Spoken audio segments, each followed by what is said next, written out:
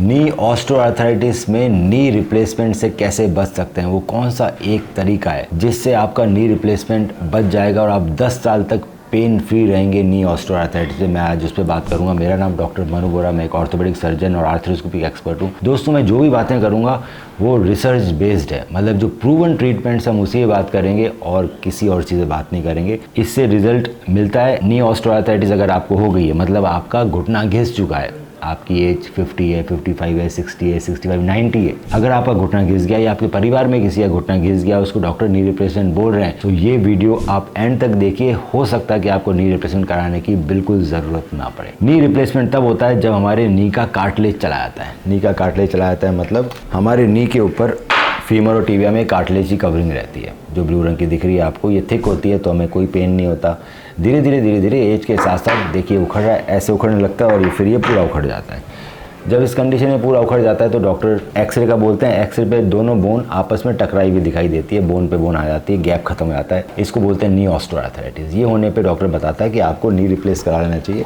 तो knee replacement की surgery होती है। इससे बचने के लिए दोस्तों एक फ्रेंच सर्जन ने बहुत बड़ी स्टडी की और हम 10 साल तक आपका पेन सिंगल इंजेक्शन से ख़त्म कर सकते हैं, या बहुत ही लिमिटेड या फिर बहुत ही कम कर सकते हैं। इन सर्जन का नाम था डॉक्टर फिलिप। तो डॉक्टर फिलिप ने एक स्टडी करी है जिसमें उन्होंने 140 एडल्ट्स को स्टडी किया। उनकी एज थी 65 to 90 ईयर्स। इन सभी पेशेंट में दोनों घुटने खराब थे।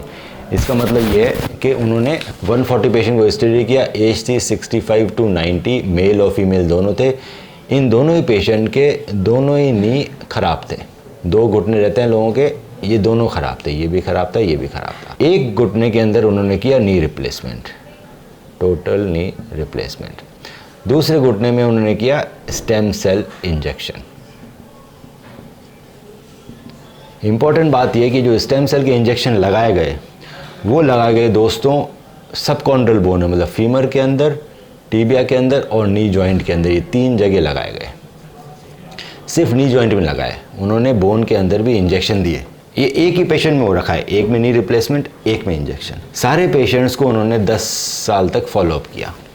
रिजल्ट शॉकिंग था। रिजल्ट था कि जिन्होंने नी रिप्लेसमेंट कराया 10 साल के बाद 20% लोगों को दोबारा नी रिप्लेसमेंट कराने की ज़रूरत पड़ी, और जिस घुटने में इंजेक्शन लगाया उसमें भी सिर्फ 20% लोगों को ही नी रिप्लेसमेंट कराने की ज़रूरत पड़ी। इसका मतलब दोनों के रिजल्ट बिल्कुल बराबर थे। चाहे आप इंजेक्शन लगाओ स्टेम सेल का या फिर आप नी रिप्लेसमेंट करो, 10 साल तक आपको वापस कोई भी ट्रीटमेंट लेने की ज़रूरत नहीं पड़ती है।